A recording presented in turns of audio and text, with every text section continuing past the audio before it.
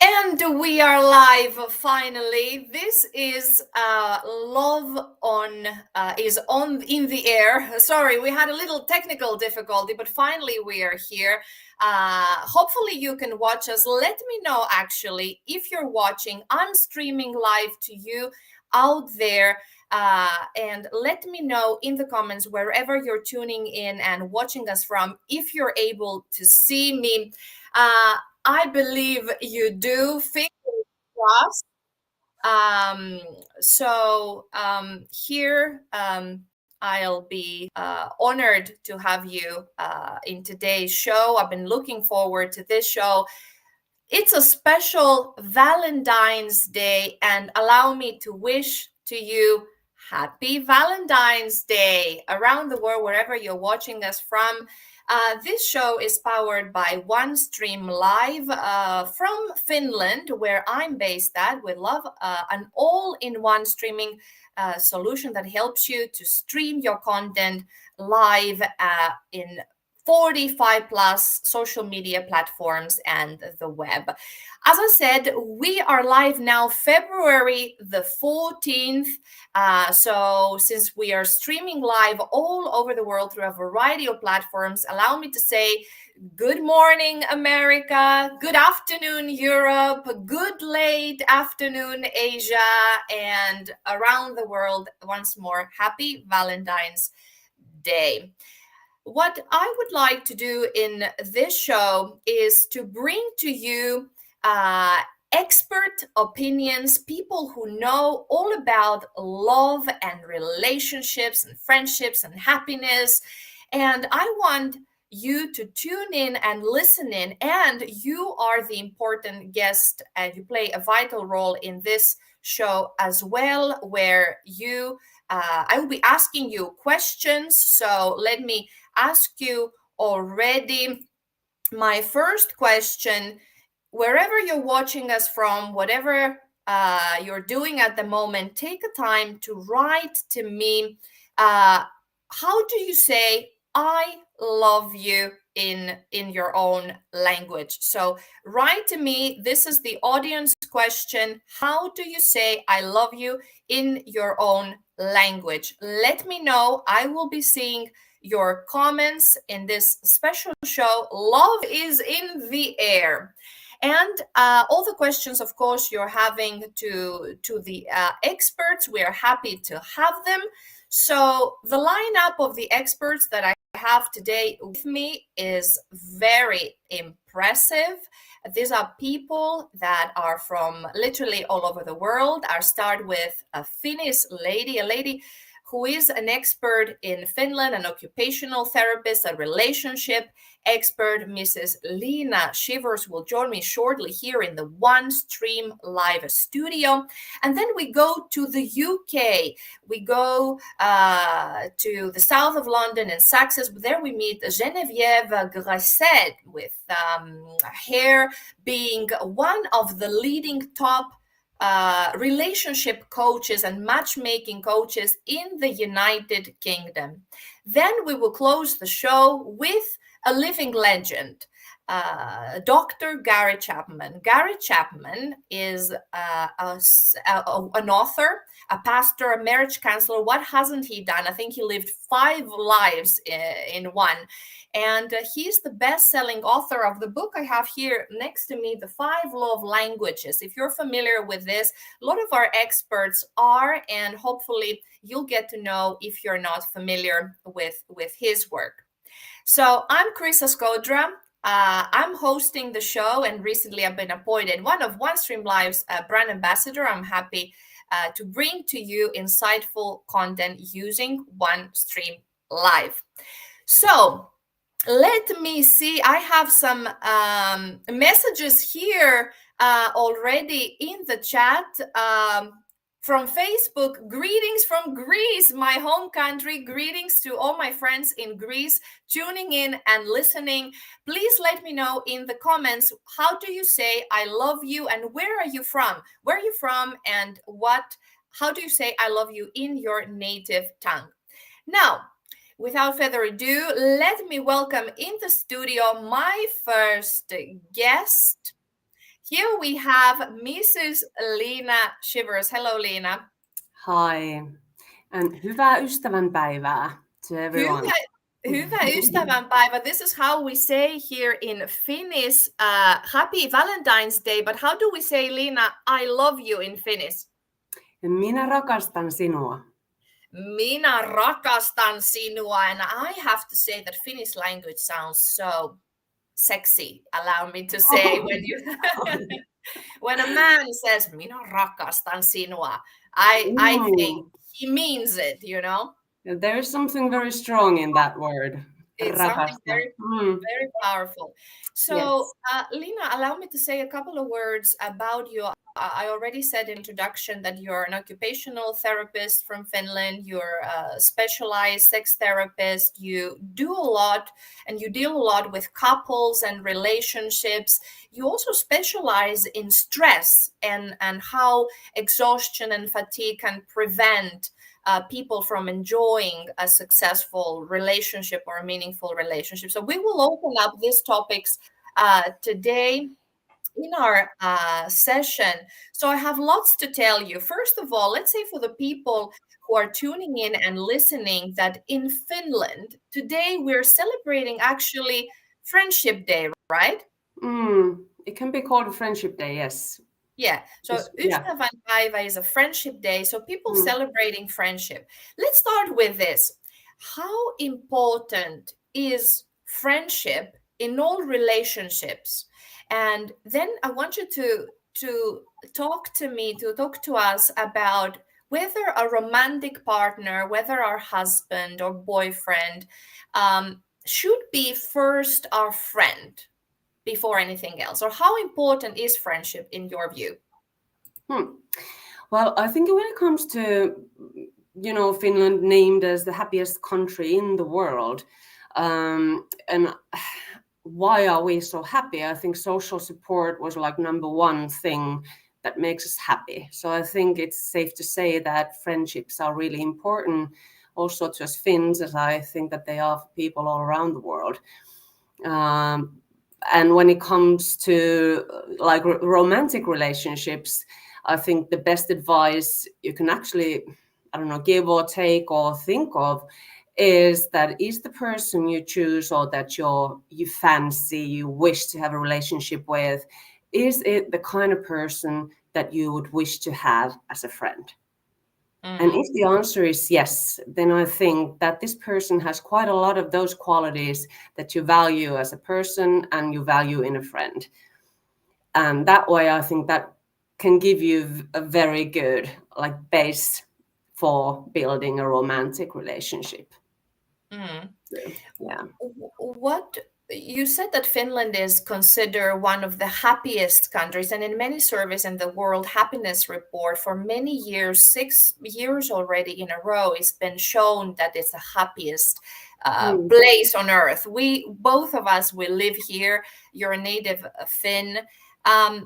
What can Finland teach to others? How do Finnish people, because love can have a different connotation in different cultures. So what makes Finns happy, and what is the role that relationships have in the Finnish culture?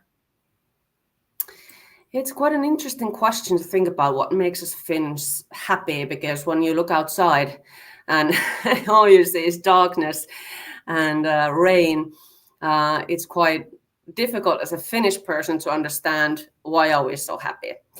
But I guess it might have to do with the social, connections we have, the financial stability that we have. Health is also considered to be very important. We have a very good healthcare system compared to many other countries. So I think these are the things that make us happy and also help us, achieve things that we wish from life. And of course, relationships are important, I think, in, all over the world. The person or the people you're with, they are the closest person to you, who you share your life with and you raise your family with. And loneliness is considered one of the top things that can cause, sadness or even death. So being left outside your relationship, being left outside the group of people that you're in, your community, that usually for people it meant death in years back, and it also might mean it quite brutally even now. So I think in terms of social connections or social support, those are the things that make us happy.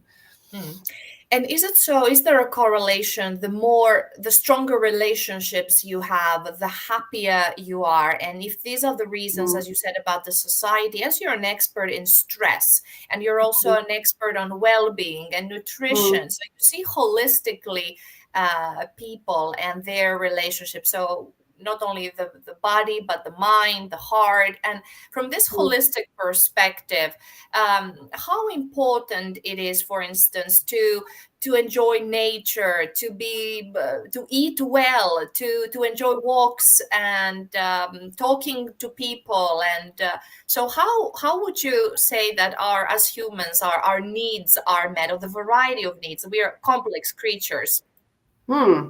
Yes, of course. We have lots of nature here in Finland, even here in Helsinki. So that's quite important to us Finns. We live in nature, so to say.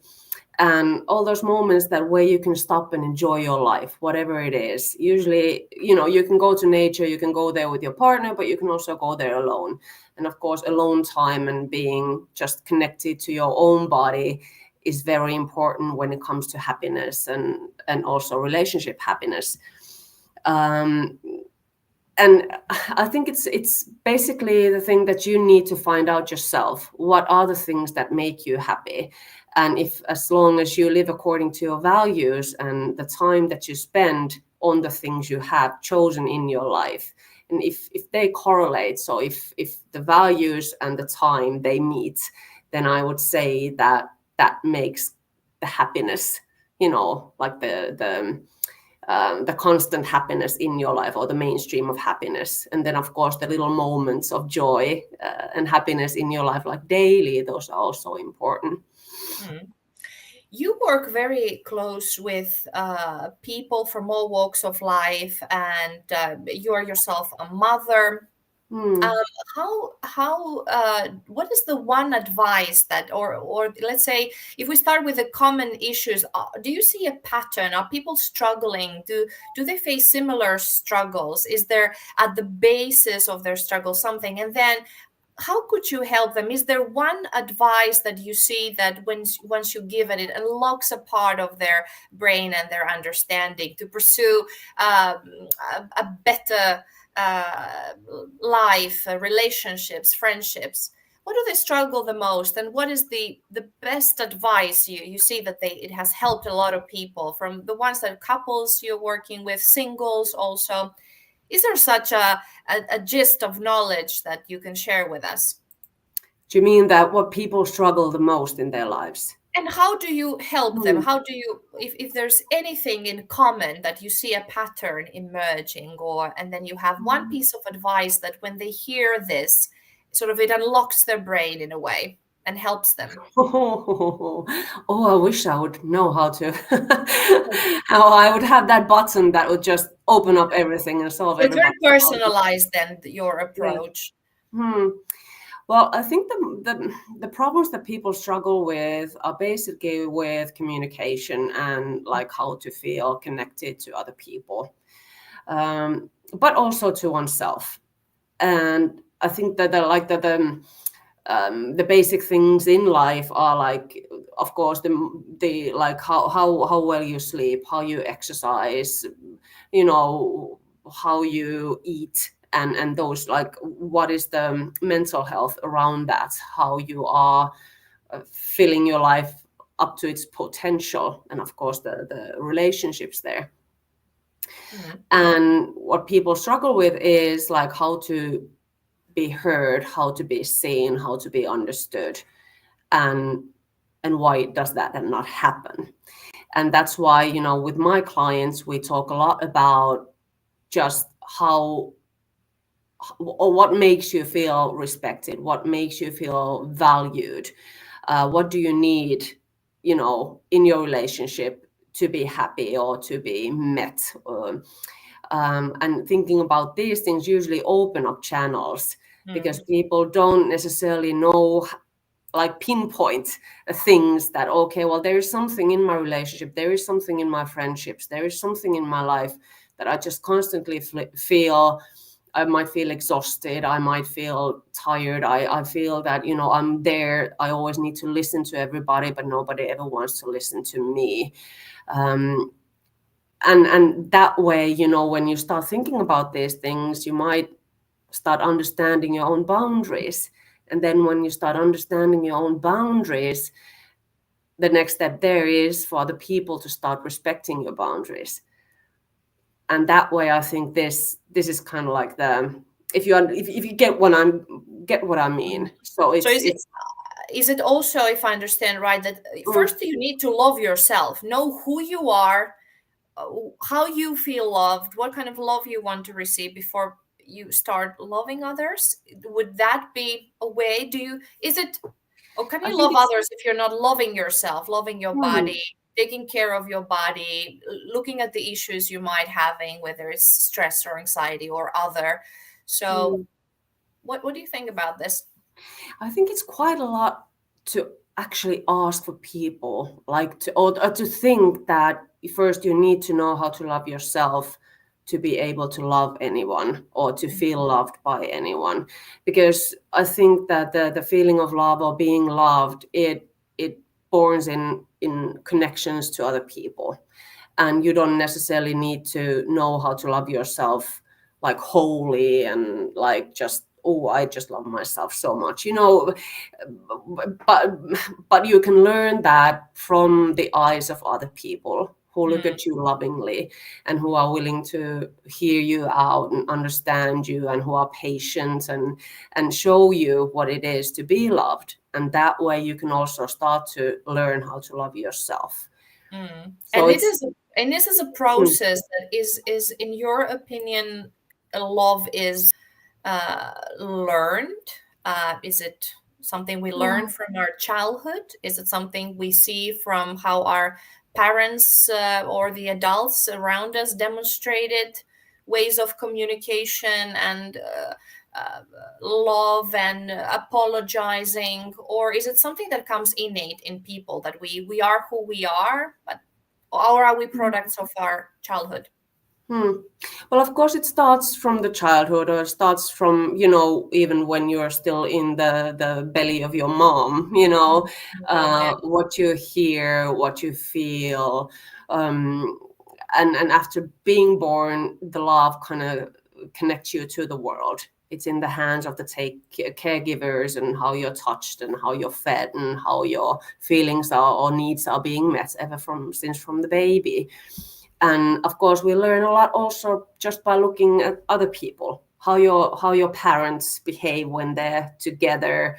Do they fight? Do they make up? How they show love to you, your siblings, towards each other. And that kind of becomes the inner model for us, that we also, kind of notice, not necessarily all of it, but like at least parts of it, we kind of show that same way in our grown-up or adult relationships. And of course, it always evolves and we bring something of our own, but the basis is there. And sometimes it is actually that we need to learn away from those models that we learn from our childhood, because they are something that has damaged us and is damaging people around us. But as long as we do it out of love, and respect, is good. And sometimes it's harder to unlearn and Yeah. unlearn what has been engraved in you. But as you said, it's a process. So it doesn't mean, for everybody listening out there, so if I get this right, even though you're not fully 100% aware of yourself, and you can still be loved, you can still love, right? Everybody is on a journey, right? Yes, that's right. Great. So let us now pause here. Let's read some comments quickly because we're getting very deep here. So again, happy Valentine's Day, everybody, or happy Friendship Day as we celebrate here in Finland, in our nearby country of Estonia and other places around the world. Whatever you're celebrating, your friendship, your self-love, your marriage, we wish you all the best. Let me read the comments. Happy Valentine's Day, everyone, says Shahzad. Then we have some flowers and hearts. And then I asked you, how is I love you in your language? So we have from Greece, Sarapo, my own mother tongue, Sarapo, and greetings. And love you all, hearts, congratulations. My old, an old friend or teacher here, Chryssa, Yasu Chryssa, hey, a professor in the UK, sends her regards by LinkedIn. Then we have from Argentina in Spanish, te amo, I love you. From Loida Navas, thank you. And yes, so keep writing to us. I posted another question below, audience question, and also I want Liina to give us your insights into that. What is the best love advice you ever received, or life advice? But if you think, is there anything someone told you, something you read and resonated with you, and it has kept it inside? Because I can say the one thing has resonated for me, if I'm allowed to say my personal advice, is leave after the first lie. To all of you out there, what do you think about that? Tell us also your best love advice you ever received. And now let's hear from the expert here, Liina Sievers, relationship expert. Is there anything, Liina, comes to mind? So what is my advice that I think? Yes. Something that someone told you or somewhere you read and it resonates with you. It's a very personal thing. I just started to think that have I ever received a love advice? It's hard to advise the expert.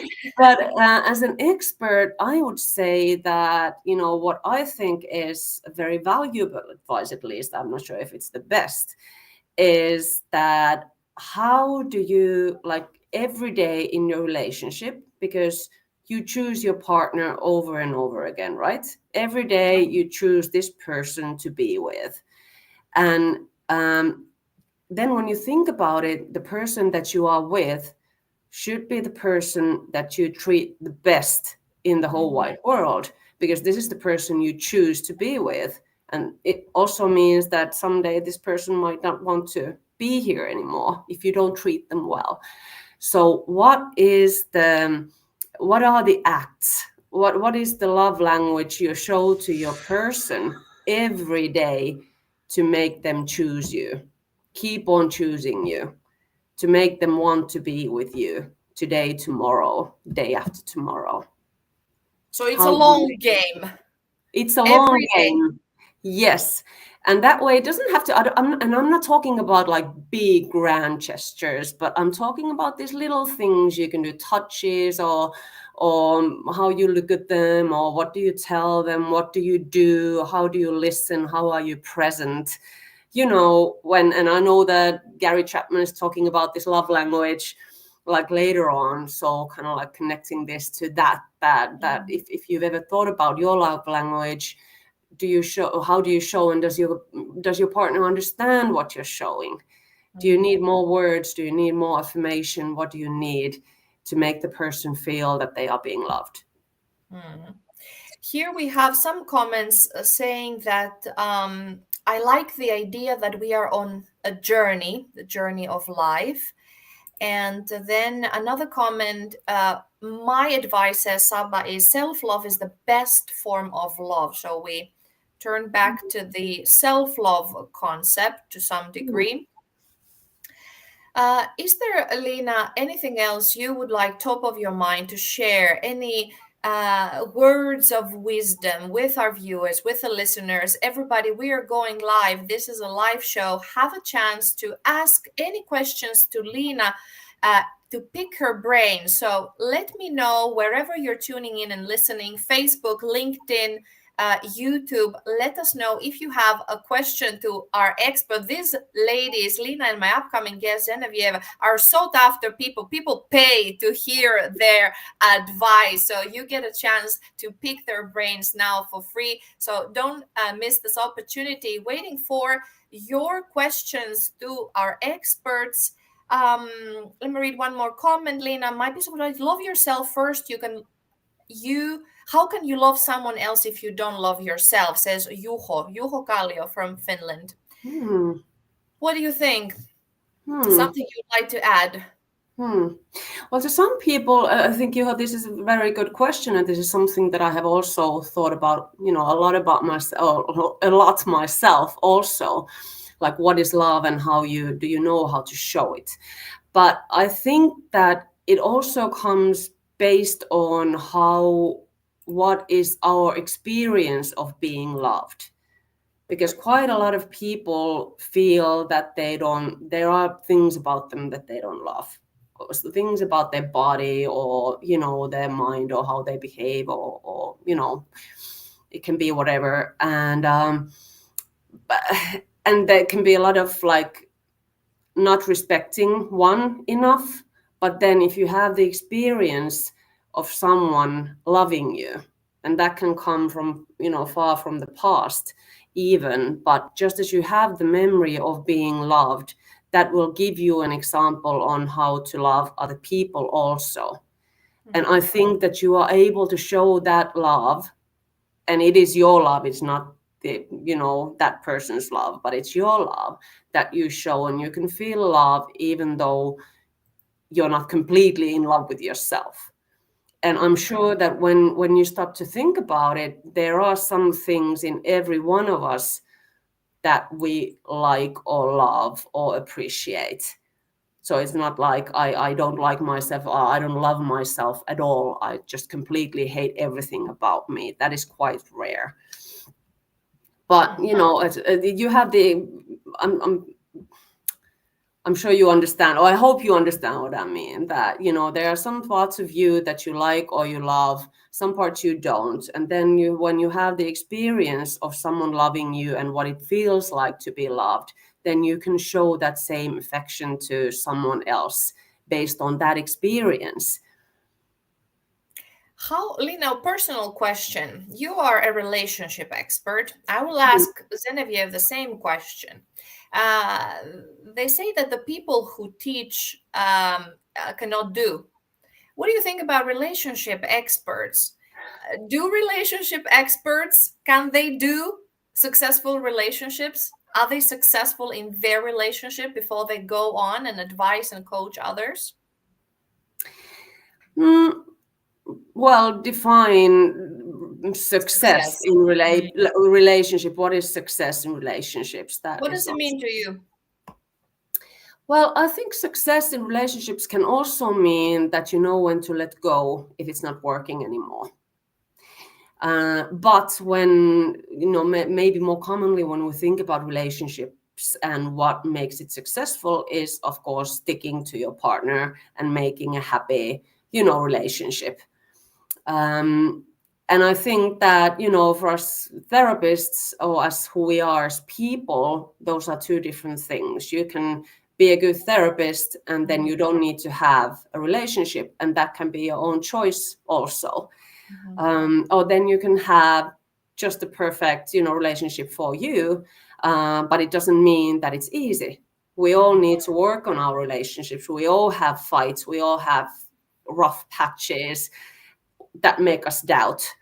And so, yeah, I don't know. Did I answer the question? I think you did. You did. I would like to thank you, Liina Sievers. Check out liinasievers.fi for more information, everybody. If you're based in Finland, Liina is often with clients. She just was kind enough to appear on the show. She had a long day of work behind. So I'd like to thank you, Liina, so much for coming today on the show. Thank you, Chryssa. Thank you. And have a nice week and the rest of Valentine's Day. You as well. It was nice seeing you and being with you all. Thank you. Thank you, Liina. And let me now bring to the studio my next guest from the UK, Mrs. Genevieve Gresset. Bonjour.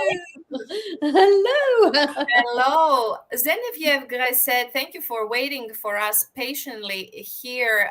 You are one of the leading UK experts in relationship, matchmaker, coach, entrepreneur, media host. What don't you do? You're planning now filming a new show, right? A dating show, bringing dating back to the basics. We're eager to hear all the endeavors you're involved in. And you're also nicknamed, you have a funny nickname, the Nanny McPhee of the dating world. You have a high success rate in all the work you do, all your matchmaking. So tell us about all this. You'll tell us shortly. But on your website, relationship retreats, I put it soon below, you say that relationships are not taught, they are learned. I asked this question, if you heard us from the backstage, to my previous guest, Liina Sievers. So do you believe that from your personal and theoretical and personal experience, also theoretical background, that we are products of our childhood, or where do we learn these relationships? Is it from early on? And let's start from the beginning and head towards the present and the future. I think relationships are something that evolve as we get older. We can have lots of learnings from our own experiences as relationships. Of course, our very first interpretation as to what relationships are about are by our caregivers, whoever's bringing us up, whoever is involved in our life in our early years has a big part to play on who we turn out to be later on.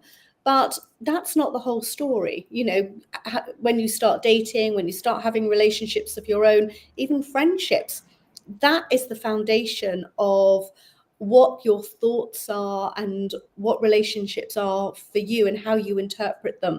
You know, some people who have bad relationships doesn't mean that they're going to go into something and be in a bad relationship again. You can change, you can grow, you can evolve and do different things. You can have therapy and be a better dater. You know, it doesn't mean if you've had a bad childhood, you're automatically going to have bad relationships. You're doomed. Yeah, absolutely. I think sometimes if you've had bad relationships or been around bad relationships and you know and you're aware that they were bad relationships, you will work harder to make relationships more successful for you. So I think labeling people because of their childhood is really wrong. Actually, it's very damaging.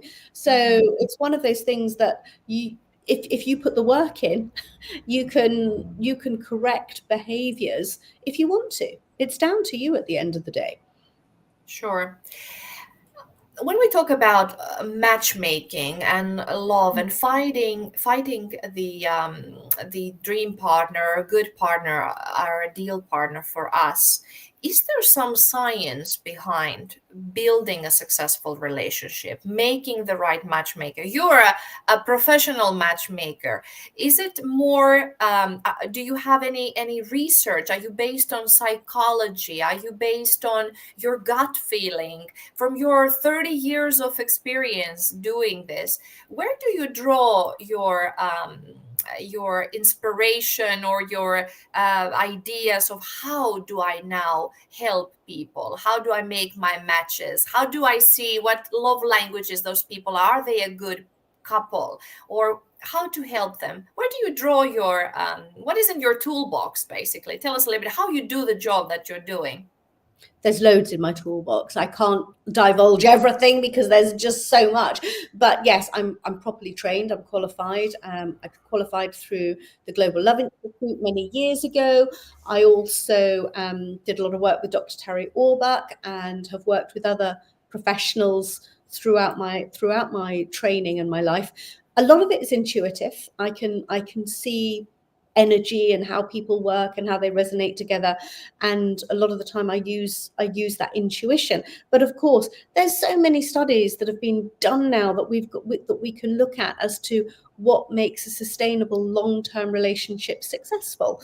And so you look for those qualities in people, or you work with people so that they can work on those qualities to make those strong, so that they have better, healthier, longer lasting relationships. So there's lots. There's obviously the psychology side of it. There's all the studies on relationships and intuition. It all comes together with experience and ongoing and consistent training as well. It's an investment. Matchmaker just doesn't, you've got people who call themselves matchmakers, but there's a big investment in being the best person that you can be to support people in the most precious journey of their life. You have 30 plus years, you say yourself, even though you look lovely and very youthful and energetic. Well, thank you. I am a grandmother. So with your 30 years, 3 decades of experience, you've seen an evolution in the dating industry, in the matchmaking, in the relationships, in the society at large, right? There are certain trends from the technology, for instance, when we talk about the online dating, right? Which is, I think, in our society, and I want to hear your thoughts about it. How do you perceive this online world? Is it this kind of fast fashion, fast dating, swiping right and left, and feeling perhaps inadequate or just frustrated or paralyzed with the information or the abundance and the sort of inflation out there of the offering? How do you see this human-centric, face-to-face, old-school approach? So tell us a little bit about the evolution you've witnessed in the past 30 years you've been involved in this. And what do you see about the future? Where are we heading to? There's a lot of questions in that. Lots to unpack. That's loads to unpack. Let's start at the very beginning. I mean, 35 years ago when I started my businesses, and I had something called the Secret Supper Club, is I would be handing out flyers at the station on a Friday night to anyone that I thought maybe single, didn't have a wedding ring on, or was just sort of, would smile at me. I'd hand them a leaflet. So it's changed a lot. We didn't have the internet then. The internet hadn't arrived. It was very much, meeting people face to face. We then had internet dating, where it was website-based internet dating, so a little bit like eHarmony and some of the others, who are still obviously going. It's obviously not as popular nowadays, but it is still very much there. Then you've got the apps. The apps came at a time when obviously phones became far more popular, and the apps, literally, we had an epidemic of apps. And the apps are good if you know what you're doing. And I say this to all of my clients: there is no point going on the apps if you haven't got resilience, if you're too vulnerable, and if you haven't got the confidence to ask the right questions and protect yourself. There's a lot of people online, unfortunately, that are there for the wrong reasons. They might not be single. They might want to use this as a reason to extort money. So apps have their place, but apps are only as good, you've got to remember, as the information people have put in there and the information that you have put in there. So it's really important to see the apps for what they are, as a tool to perhaps filter out people who might be local to you that you could have introductions with. Where do I think it's going? Well, I think we're going back to basics a little bit. I'm seeing a lot more people wanting to meet face to face. I've run events for 30 plus years. I'm still running events, and our new dating show that we're working on here at the moment, which is, I'm from the set right now, is all about back to basics dating, teaching people how to communicate, how to ask the right questions, and teaching them how to date authentically again. people are frightened to have conversations. We've become a nation, well, not just the UK, this is around the world. We've become tech wizards where all we do is we hide behind a keyboard, and we can make up whatever persona we want to be when we're hiding behind a keyboard. But when we're face to face, we're sat opposite someone and we are having to be our authentic, vulnerable self. Someone else shows up in that dating scenario, and that's what we're doing, is we're drawing people out so that they can have these real life interactions. I know in the States, I spent 4 years working in the States, well, 5 years working in the States, and people there, they love pickleball. Pickleball's become a big thing for singles to meet and connect over. So there are lots of different ways that people are connecting in real life. I think COVID was huge for online dating because it was one of the safest ways to meet someone during COVID was online and through the apps. But now people are tired. They've got dating fatigue, which is something that is a symptom of when you've been dating for too long and it owns you. So we are seeing a lot of people with dating fatigue. How about, because you talked about the around the world or different cultures, or what's happening in the UK, what's happening in the US from the other side of the pond. When we think about the world at large, there's a lot of cultures. Some are more conservative, parts of Asia, of Africa. In Europe, we have also our own distinct differences. So let's start first from Europe. You are yourself bicultural, you're British and French, right? Yes. So if we compare even two very close cultures, proximity or geographically also, we have the United Kingdom on the one hand, and then very close near it, we have France. What are the culture differences there? And then let's look at the world at large. Oh, okay. Where do I start? I think England and English people are quite reserved. They're quite polite. They're a little bit more timid. Like Finns are like that. Yeah, a bit more timid, a little bit more anxious when it comes to dating, not as confident. Whereas there's that sort of je ne sais quoi, joie de vivre kind of thing going on in France, where they throw themselves into it, they embrace it. They're less risk averse in France when it comes to dating and relationships. I mean, this isn't labeling everybody. There's lots of different pockets around the world of different people that do different things. But generally, as we're looking at cultures, and I've gone and done some work in Asia as well, and obviously in the States, I've seen through my work as a relationship matchmaker and also a mentor. I train other matchmakers around the world as well. There is always a cultural difference, and you have to respect those cultural differences and be aware of those cultural differences when you're working across different cultures. But when we look at England, yes, there is a bit more of a reservedness and a bit more, I don't know, a bit polite. They're sometimes a bit too polite to say what they really think and really want. So that can hinder the dating process, and people can think, oh, it's a bit slow. It's a little bit clunky in England. So I mean, obviously not everyone's like that, but that is something that I've seen across all the events that I've run in London. There is that sort of holding back, that too polite, very Bridget Jones way of dating. And tell us a little bit about the events you're organizing. You have also here the website relationshipreetreats.co.uk. Tell us a little bit how people can reach out to you, what kind of help you're offering. You sort of touched upon it. Tell us a little bit, you're multifaceted, workaholic. So tell us a little bit about the ways you can help people in real life or online. Tell us a little bit about what projects you're currently involved in. So obviously I work with other matchmakers to support them in their businesses.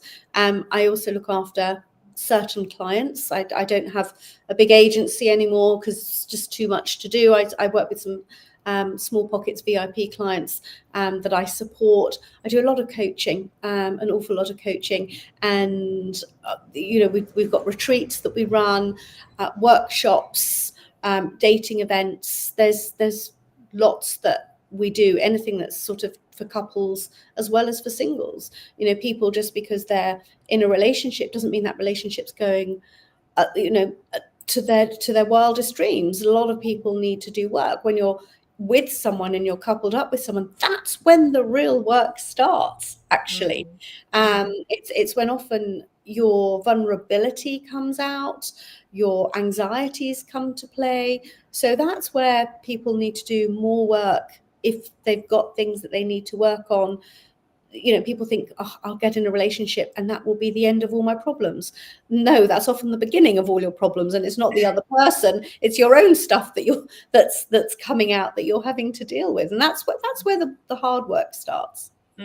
What are the most common problems that couples are facing nowadays? From what you hear, what would people, what kind of advice they're seeking for? What kind of, is it the financials? Is it the communication? Is it, what is the top 3 issues people are having?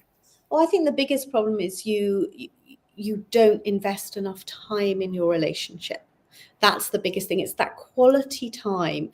And I know Gary Chapman does a lot around quality time, and that is a big thing. And I think when you look at it, it's about spending the right time and doing nice things. You have to still date your partner. My other half and I, we love our date nights. We just love our date nights. It's so, and date days and day weekends and little getaways. It's so important to keep investing in your relationship. It doesn't matter if it's a few months old or a few years old or a few decades old. It's so important to keep that investment and keep it going. You've got to keep it real and be authentic with your partner. A lot of people don't know how to communicate. That's the other bit that's a huge problem, is people they second guess what someone's saying rather than asking them. So they think they can look at, oh, I know what she's thinking. Well, why don't you? Or you have a fight in your head already before even, and then you burst out of something, and the other person. Where's that come from? Hang on a minute. What's that all about? What's that all about? I see it sometimes when I've got couples sitting here in front of me, and one of them saying something, and I'm thinking, well, where did that come from?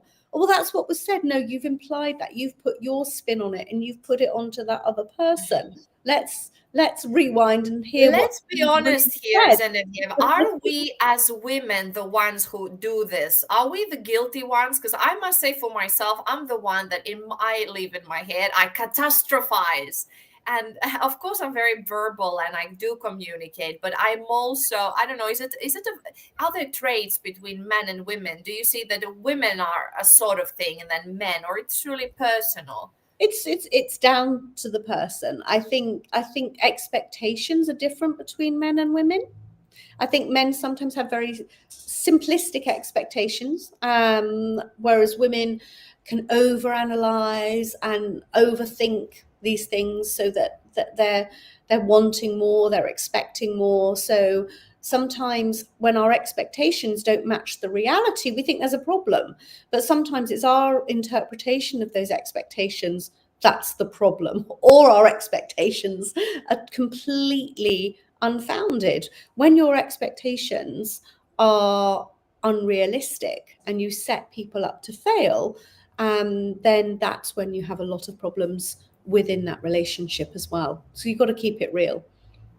Keeping it real, don't sabotage or self-sabotage, and set realistic expectations. Yeah, I think people are very good at sabotaging relationships sometimes on what they think something should be rather than the reality of what it actually is.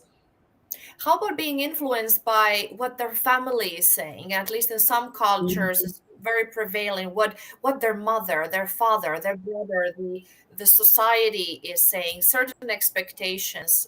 Of course, there are more collectivistic cultures and more individualistic cultures, but yes. Do you see that people try to live, it's not necessarily their expectations, but what others expect, or what they think, they assume that others expecting to, so that for their image and their ego? What is your take on this?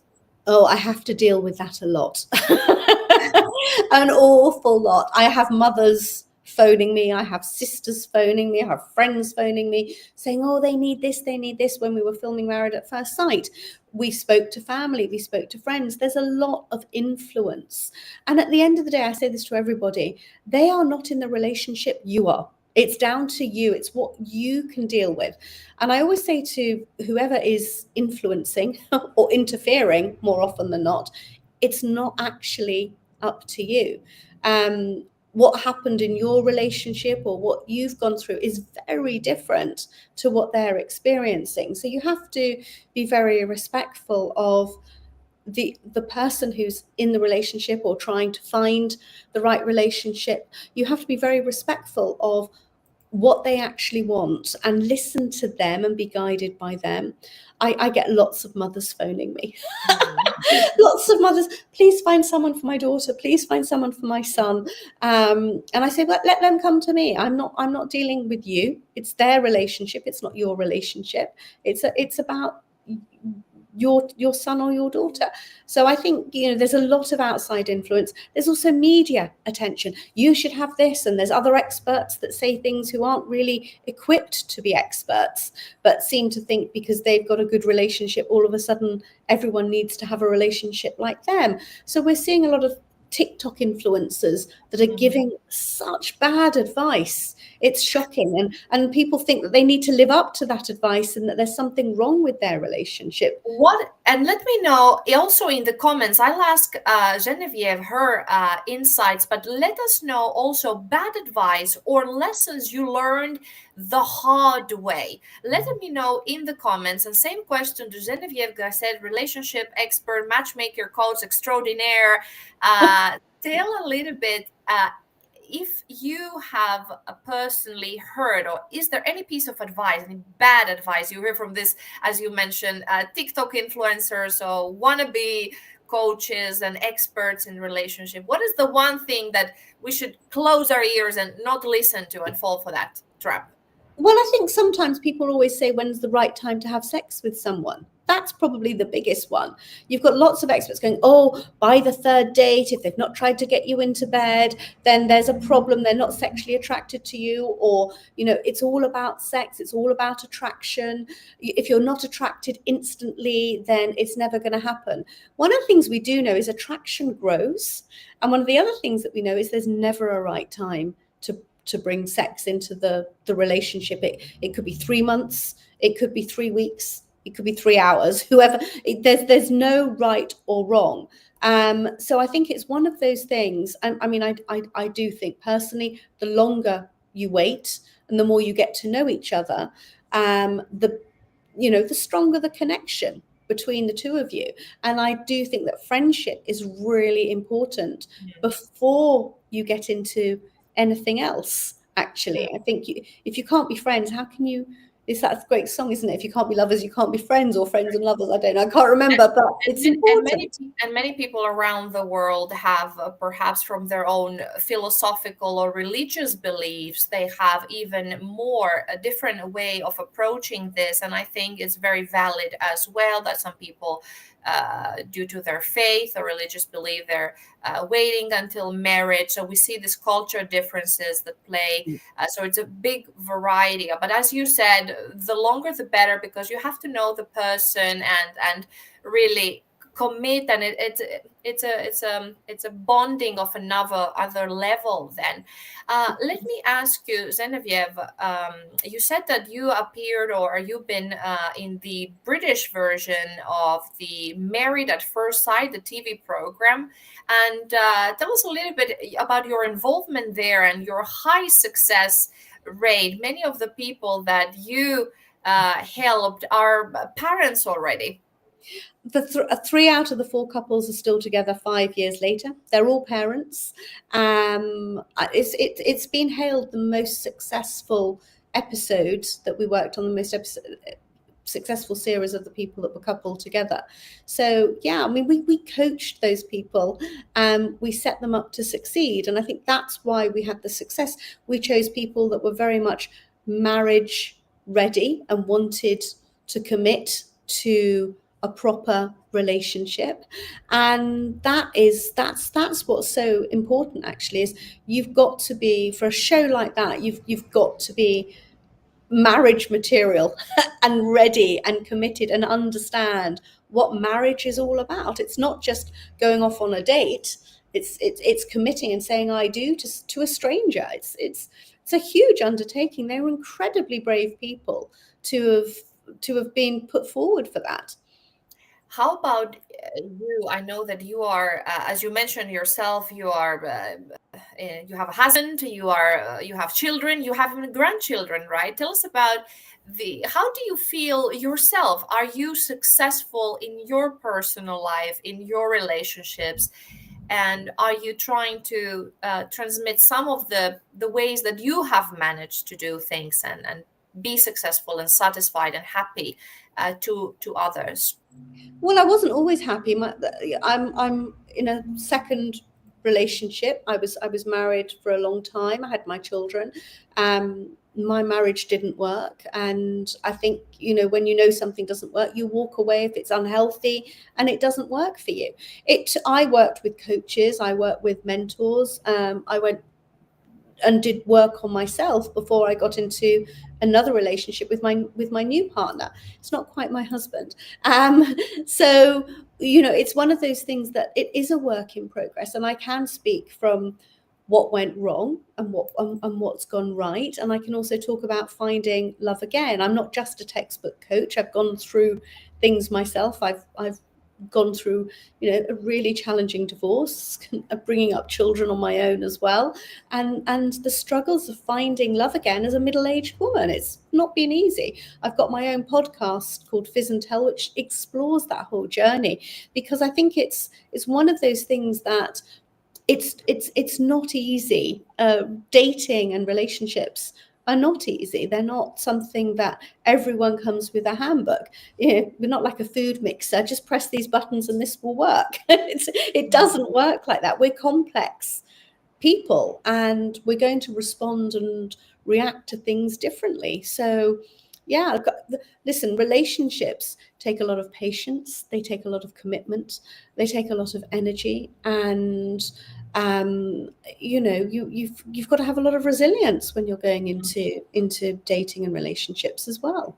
And I think even marriage or picking up, being with someone, selecting a partner is such a lottery. To be honest, you might be the best person and you think you can read people and you think you know the person, and things might turn the other way for one reason or another. So to the people listening out there and they're struggling in their life today, love life, relationship wise, how could they turn the things around? Because as you said, from failure, right, from negative experiences, from even traumatic experiences, the only way is up, perhaps, and then maybe leading to a better future. So if somebody's listening now, how can they turn their struggle currently into something more prosperous and more promising in the near future? What advice you have for them?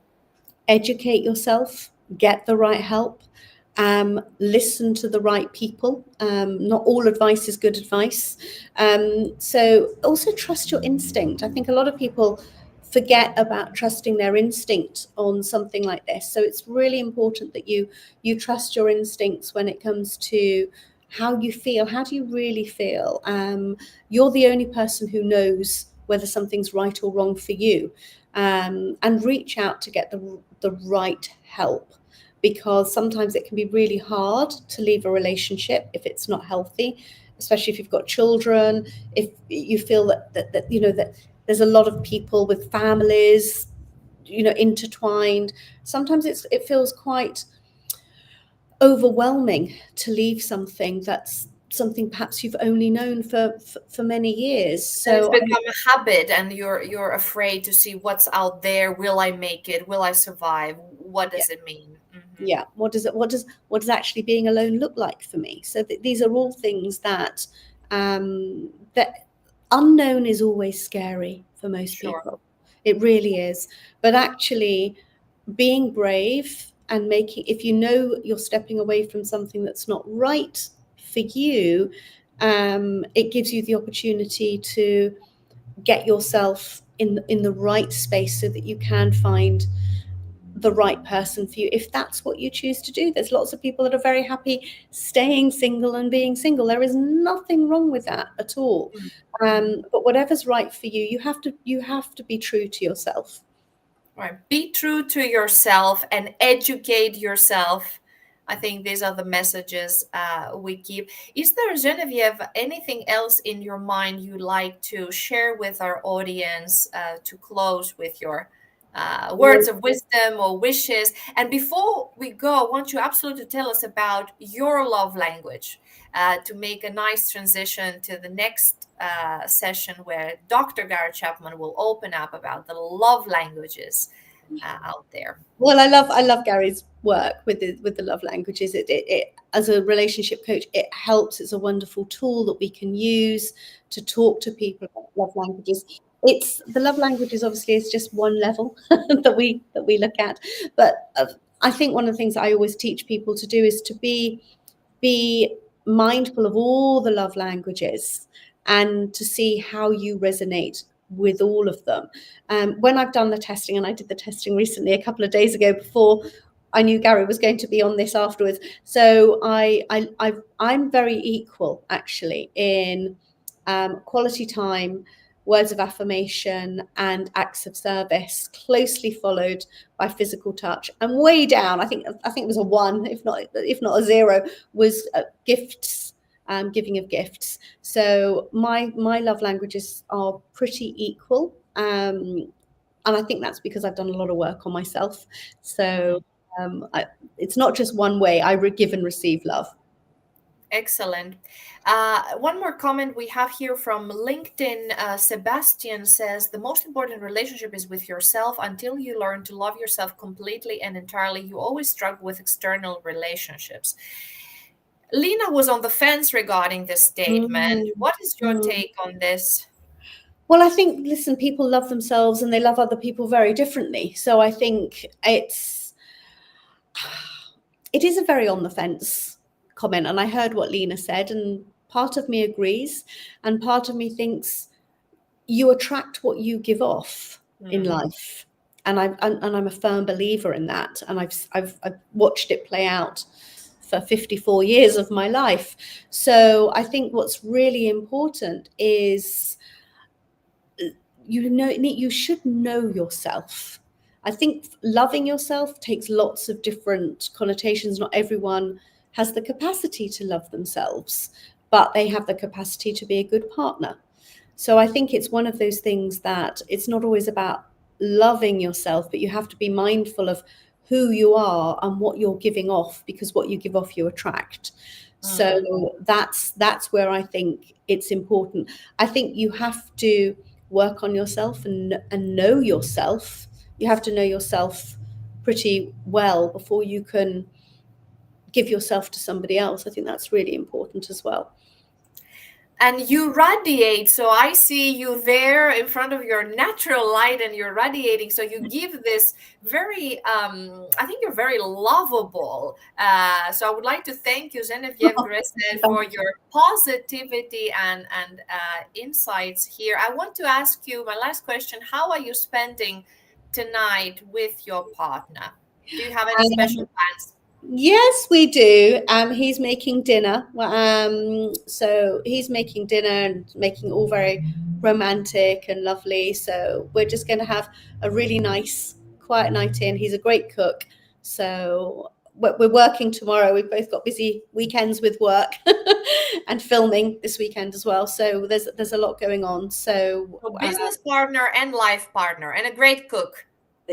What more can a girl wish for?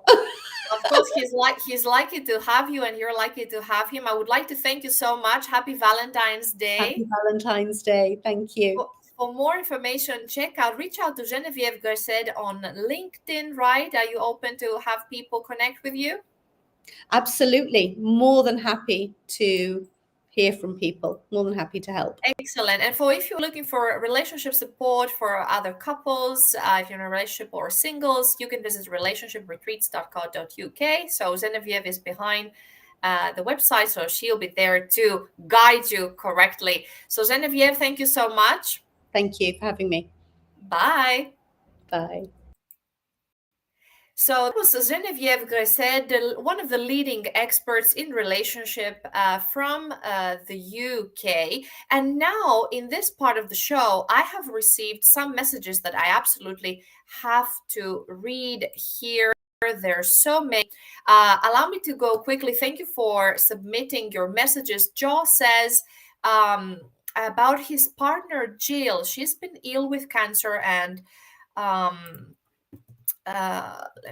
following 3 major operations in 2 years and chemotherapy and a mastectomy, she's recovering, and she has been an absolute inspiration to so many. I want her to understand how strong she is, how much she's admired and inspires many others and myself. And this is a message from Joe and his partner Jill. And 3 furries, referring to their dogs, BOD, Luna, and Cassie, all love her for being her. So all the best to Jill. What a fighter. Alex says, happy Valentine's Day, babe. Every moment with you is a page from a fairy tale. Samantha says, happy birthday, babe. Thank you for being my safe place, my best friend, and the reason I smile every day. You're my greatest adventure. Sophie saying happy Valentine's Day to my ride or die, my soulmate, a soul sister, MJ, my built-in therapist who needs romance when we have each other. Fallon says happy Valentine's Day to the one person whose presence makes my life worth it. Couldn't imagine a day without you. Some people get chocolates, some people get flowers, says Emma. I get peace, success, and the luxury of not settling for mediocrity. Happy Valentine's Day to me, says Emma. Happy Valentine's Day, Emma. Erin is saying, happy Valentine's Day, Sid. You may be gone, but your love is still with me every day. Oh, happy Valentine's Day to Erin as well. Ifra, I say, Baba, you always be my first superhero and the guy who set the standard way too high. Happy Valentine's Day to the best man I know. Love you endlessly. Probably her father. Fathers tend to do that, setting the bar quite high, or at least some of them.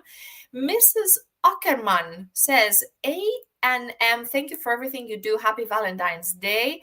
Faizan is saying, happy Valentine's Day, my love. You are my calm, my chaos, and my favorite kind of forever.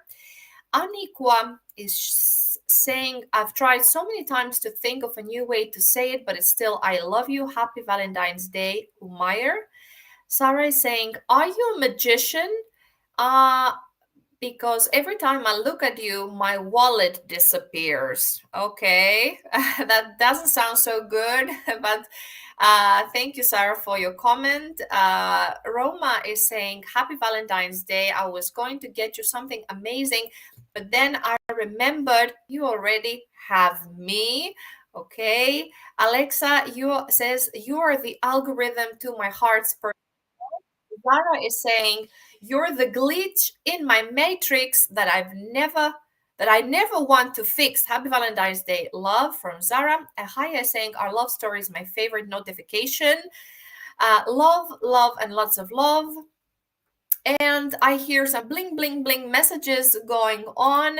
So this is live. Let me know in the comments if you have any shout outs to your loved ones. So I'm happy to take your comments here in and bring them on air. This is a special Valentine's Day brought to you by OneStream Live, the all-in-one platform where you can stream simply from your browser, as I'm doing right now. I'm using my laptop here in front of me. I'm multi-streaming this content live to Facebook, YouTube, LinkedIn, you name it. So thank you for tuning in and listening to this special show. We just had the experts, 2 lovely ladies. So let me now share with you. Let me see if I have any other comments. I'm just hearing some ding, ding, ding notifications all the time. Sebastian is saying about his comments. It would be great to have the comments on the screen. I'm reading them here. I see them, Sebastian, as they come by, but that's a good feedback. So thank you for your input. So we are here in the extended version of Valentine's Day. Special Love is on the air, in the air. And I'm Chryssa Skodra. Thank you for tuning in and listening. I will leave you with the last part of our show, the legendary Gary Chapman, the man behind the 5 love languages. This is a best-selling book. It has sold 20+ million copies worldwide. You can find it in more than 50 languages.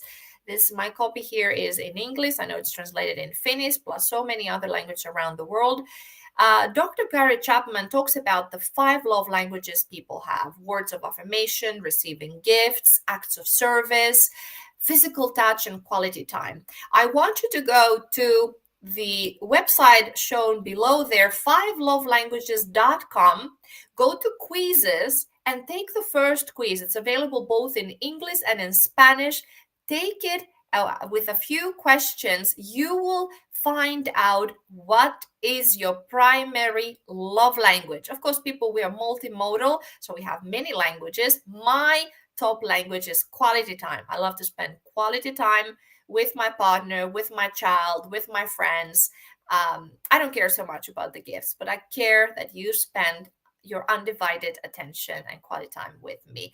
Let me know in the comments, what is your love language? Just go now to the website, 5lovelanguages.com, take the quiz and let us know. And we will hear now Dr. Gary Chapman.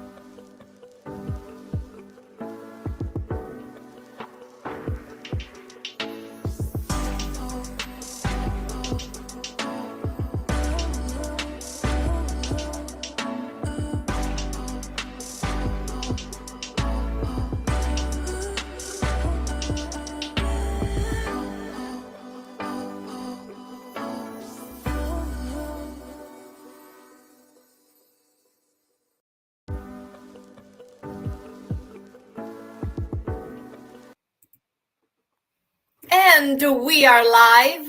Here we are again with a special Valentine's Day episode powered by OneStream Live. I'm Chryssa Skodra, and today I have the great pleasure to have with me in the studio a legendary man, a living legend, Dr. Gary Chapman. Thank you, Dr. Chapman, for joining me. Well, thank you. I'm delighted to be with you. The pleasure is all mine. I'm a big fan. Here I am. I wish you were here so you can sign my own book, my copy of the 5 love languages. So for those that are not familiar, you are, as I said, a living legend. You're a best-selling author. You are a speaker on the international circuit. You travel around the world. You have been a counselor, marriage counselor for many decades. And you're also a pastor, an anthropologist. What haven't you done? I think you lived 5 lives in one. Well, I have had a very varied life through the years, to be very honest. A long educational journey in various subjects.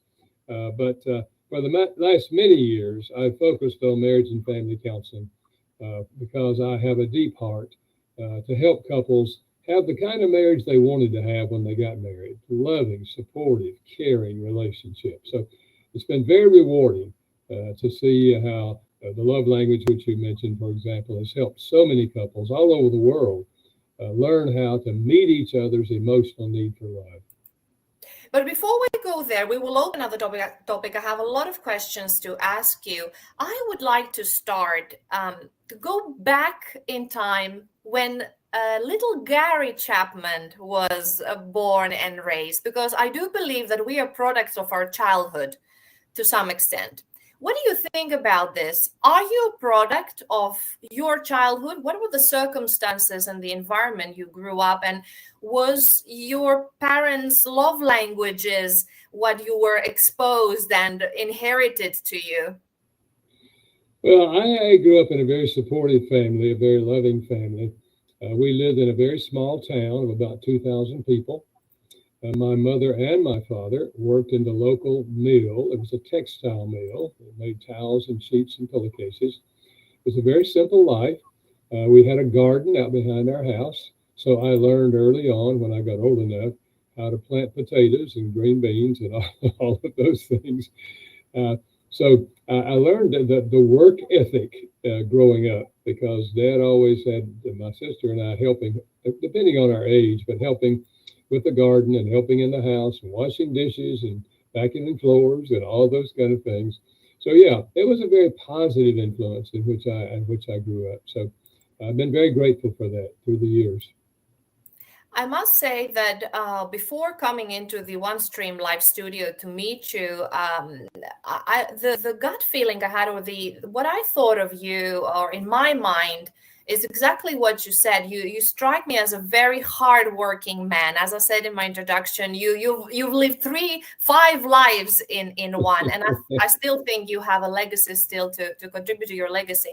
But tell me a little bit about, so you had a great childhood, hard work, hands-on, doing chores, being there in the nature, helping your family. But what was then in your academic life, or what you decided to study, and how that shaped your understanding and where we are today, and the work you have done ever since? Tell us a little bit about your background, and then we come to that eureka moment in your professional life when the 5 love languages strike you. Yeah. Well, at the age of 17, when I finished high school, I left my little town in North Carolina and went to the city of Chicago to attend Moody Bible Institute, because I had the sense that God perhaps was leading me to be a pastor. And it was only a 3-year school. There was no degree. But when I finished there, I went to Wheaton College, which is just outside Chicago, and finished my degree. I majored in cultural anthropology, because I was interested not only in America, but in understanding the world and cultures and how they're organized and all of that.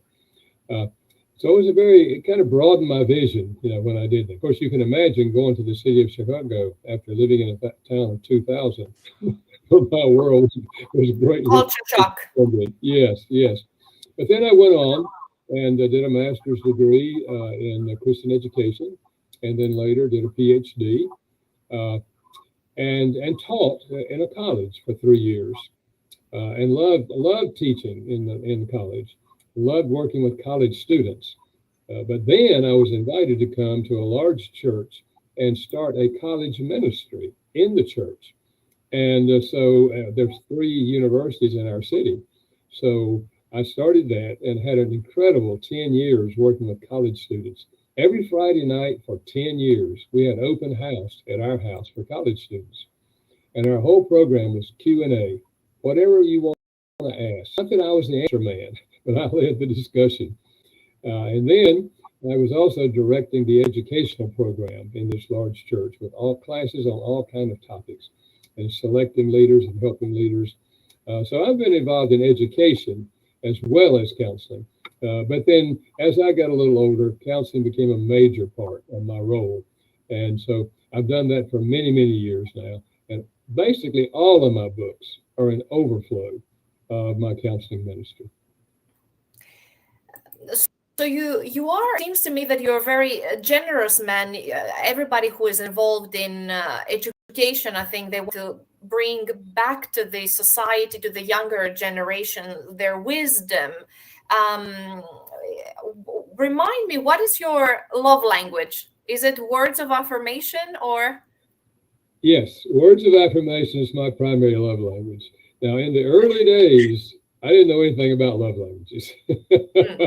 And you said about Q&A.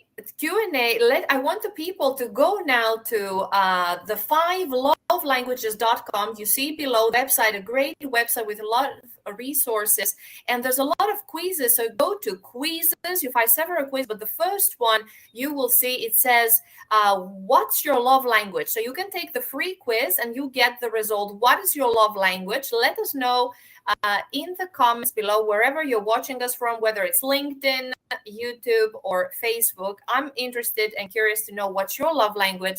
So Dr. Chapman, you were saying that earlier you didn't know anything about the love languages, right? But what was that eureka moment after discussing with the students, after later on doing the marriage counseling, and you've been involved in different seminars? What was that year or that moment that you saw a pattern emerging and you connected the dots?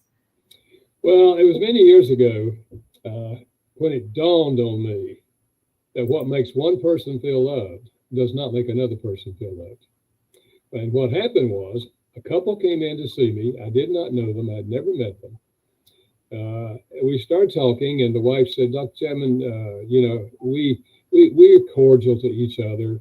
We don't argue, and we don't have any money problems. And she mentioned 2 or 3 more positive things. But she said, the problem is, I just don't feel any love coming from him. We're like roommates living in the same house. He does his thing, I do my thing. And I feel empty inside. And I just don't know how much longer I can go on like this. Well, I looked at her husband, and he said, I don't understand her. I do everything I can to show her that I love her. And I said, well, what do you do? He said, well, I get home from work before she does. So I start the evening meal. Sometimes I have it ready when she gets home. If not, she'll help me. We eat, and I wash the dishes every night. And then on Thursday, I vacuum the floors. On Saturday, I wash the car, I mow the grass, I help her with the laundry, and he went on. And I was, first of all, beginning to wonder, what does this woman do? It sounded like he was doing everything. And he said, I do all of that. And she says she doesn't feel loved. He said, I don't know anything else I could do. I looked back at her, and she started crying. And she said, he's right. He's a hard-working man. But we don't ever talk. We haven't talked in 20 years. He's always mowing the grass, washing the dishes, vacuuming the floors. He's always doing something. And I realized here was a sincere husband who was doing everything he knew to do to show his wife that he loves her, and a wife who did not get it emotionally. And after that, I had similar stories over and over in my office. And I thought, there's got to be a reason for this. There's got to be a pattern to this. So what I did, I read several years of notes that I made when I was counseling and asked myself the question, when someone said, I feel like my spouse doesn't love me, what did they want? What were they complaining about? And their answers fell into 5 categories. And I later called them the 5 love languages and started using that concept in my counseling. That if you want her to feel loved, you've got to learn how to speak her love language. If you want him to feel loved, you've got to learn to speak his language. So that's the way it came. And I started using it in teachings in classes. It was probably 5 years later that I thought, if I could put this concept in a book and write it in the language of the common person, leave out psychological terms that many people wouldn't understand, maybe I could help a lot of couples that I would never have time to see in my office. Of course, little did I know, as you mentioned earlier, it's sold now over 20 million copies and been published in over 50 languages around the world. Exactly. So, yeah, it's amazing. Tell us a little bit in short. We sort of given some hints. I could tell from the story, perhaps if you could summarize a little bit the 5 languages, and then a bonus question. With your experience, knowing me for 12 minutes already now, can you guess my love language? Can you see through people? All right. The short answer to that question is no. But I will give you overview. So let's of the start with the five 5 languages first, and then I want to pick your brains and see right. with your experience how well you can see through me. Okay, and these are in no particular order of importance. Okay, but one of the love languages is words of affirmation, which you mentioned earlier. Such just positive statements. You look nice in that outfit. I appreciate what you did. You know, one of the things I like about you, it's just words that affirm the other person. Sometimes there's an ancient Hebrew proverb that says life and death is in the power of the tongue. We can kill people by the way we talk to them, or we can give them life. So words of affirmation. And then acts of service, doing something for the other person that you know they would like for you to do.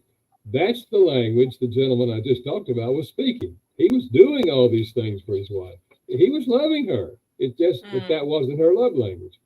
And so acts of service. And then there's gifts. It's universal to give gifts as an expression of love. I mentioned my background in cultural anthropology. We've never found a culture where gift giving is not an expression of love. And the gift doesn't have to be expensive. We've always said it's the thought that counts. You were thinking about me, and you got. Yes, I was in that store and I saw this little thing and reminded me of you, and I brought it as a token of that feeling I had in thinking of you, right? Yeah, absolutely, absolutely. And then there's quality time. Giving the other person your undivided attention. I do not mean sitting on the couch watching television. Someone else has your attention. TV is off, computer is down, we're not answering our phone, we're giving each other our undivided attention. The lady who said, we don't ever talk, this was her language. She didn't mean they didn't discuss logistics, who's going to take the kids to school, which restaurant you want to go to. She didn't mean that. She meant we don't ever sit down and look at each other and give each other our undivided attention and talk about life together. She was begging for quality time. And then number 5 is physical touch. We've long known the emotional power of physical touch. That's why we pick up babies, hold them, kiss them, and cuddle them. Long before that baby understands the meaning of the word love, the baby's feeling love. So those are the 5. And of course, as we mentioned, each of us has a primary love language. One of these 5 is more important than the other 4. Now, we won't turn away any one of them. All of them are fine. But if we don't receive love in our primary language, we will not feel loved, even though the person is speaking some of the other languages. So, what is your quick guess about me? What's my love language, Dr. Chapman? Well, you told me that you're a teacher. So I tend to think toward acts of service, but I'm not sure. Acts of service, quality time and acts of service, they're very close. Okay, all right. Yeah, You're and very right. Yeah, and sometimes the primary and the secondary can be very close. They're very close. Good. Excellent. So cultural anthropology, that's your background. You're also a man of faith. You have a diverse background. You speak with a lot of people from your community and globally. When it comes to the love languages in a global context, I don't know if you're familiar with the work of Dr. Gerd Hofstede, where he talks about national cultures and describing national cultures as a mental software. That we come with this mental software, which our family and our national culture has installed in us. So if we come with this metaphor of a software, so if we have that primary language, love language, what is then the intersection or the influence of the mental software of our culture? Do you see differences or similarities, as you said, regarding gift giving? It's a global love language to some degree. Everybody appreciates it more or less, and so on. When it comes to the other languages, are there similarities or differences internationally? What is your take on this? Yes, to be very honest with you, I was really, really surprised when the book started going to other cultures.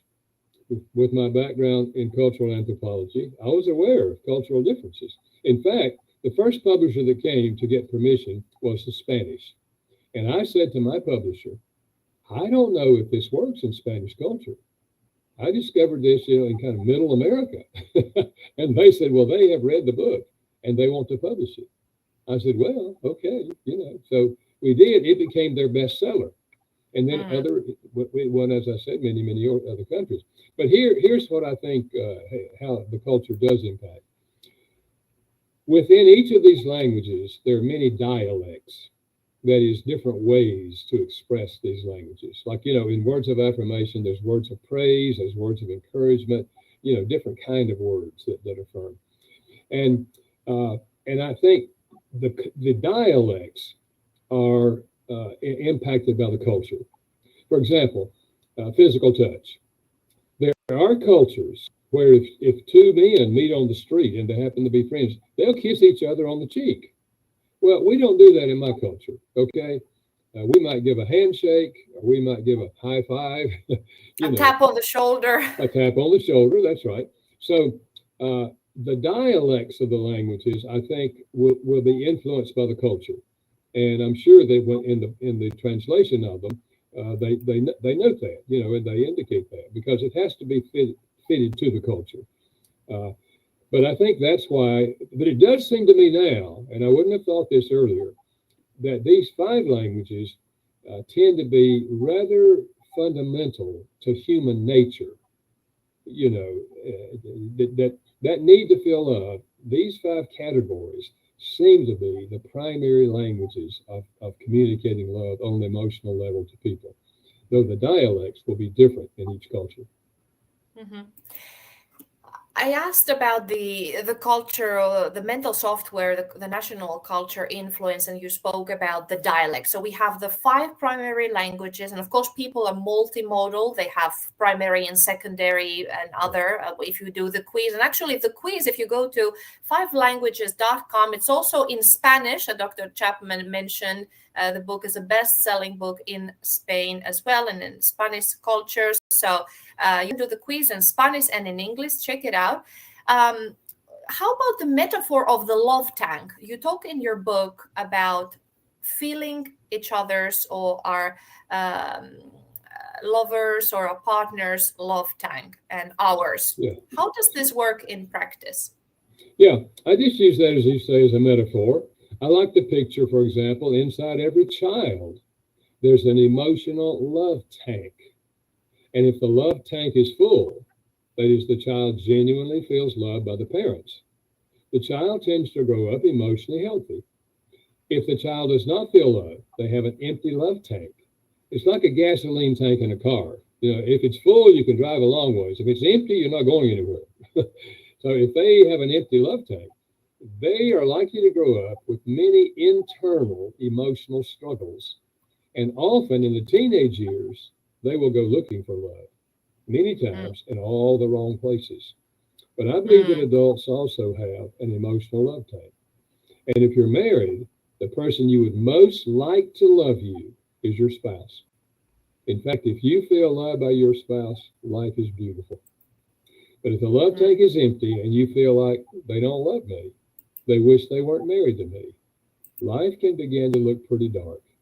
And just as much of the misbehavior of children grows out of an empty love tank, much of the misbehavior of adults grows out of an empty love tank.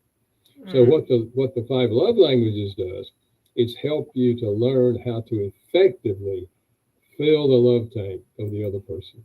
And in a marriage, that's ideal. That's what we want. We're each speaking each other's language. Our love tank is full. We're secure in our love for each other. And then all the rest of life is much easier to process if that need is met. And as you mentioned, in Greece, we say that if you don't let your kids lick love from the spoon, they would lick it from the knife. As you said. Yeah, so if you don't spoon feed love to your children abundantly, they would lick it from the knife. So that's dangerous. Yeah. And as you said, also there are resources. You have written other books other than the first book that was the 5 love languages. Here, the secret to love that lasts. You went on to write about the love languages of children, the love languages of teenagers, the love languages of men. Would you like to highlight, you sort of touched upon regarding children, what are the little changes you made in the other editions, in the other books you have written? Yeah, well, in the 5 love languages of children, of course, I wrote it for parents of children. And I wrote it with my co-author, who was a psychiatrist who had spent 20 years working with children. And we teamed up and wrote that. It's the same 5 love languages, but it's trying to communicate to parents, you know, what makes one child feel loved will not necessarily make another child feel loved. And so if you discover their primary language, you give them heavy doses of the primary. But I also encourage parents in that book, you don't speak only their primary language. You want to speak all 5 languages, because we would like for that child to learn that there are different ways to be loved.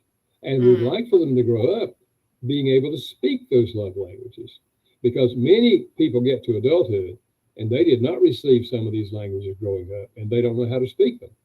Now, the good news is they can learn. If you didn't receive words of affirmation, if all you ever heard were critical words, then it's hard for you as an adult to know how to say positive words. So that's basically the idea. And I do share in the book on children that you can really determine a child's primary language by the time they're 4 years old, by just observing their behavior. How do they relate to you and to others? For example, my son's language is physical touch. When he was that age, I would come home from work. He would run to the door, grab my legs, and climb on me every day. He's touching me because he wants to be touched. My daughter never did that. At that age, she would say, "Daddy, come into my room. I want to show you something."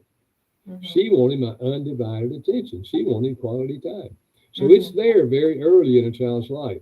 Now, I don't know, whether it's nature or nurture as to where it comes from, but I do know it's there very early in a child's life. So if a parent can understand that, it will also help them at the point of discipline the child.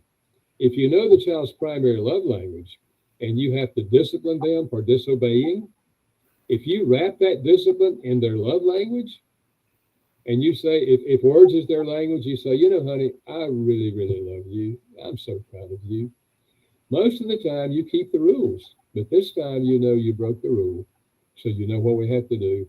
So you have to, whatever you think was the proper thing to discipline them. But then you say, look, I love you so much, and I'm so proud of you. That child receives the discipline. They understand it, and they feel loved. But if you just let your emotions control you, and you say, I told you not to do that. Now, and the child's thinking, oh, man, I do one thing. I break one rule, and I get yelled at, So it helps them know how to discipline in a more positive way with their children.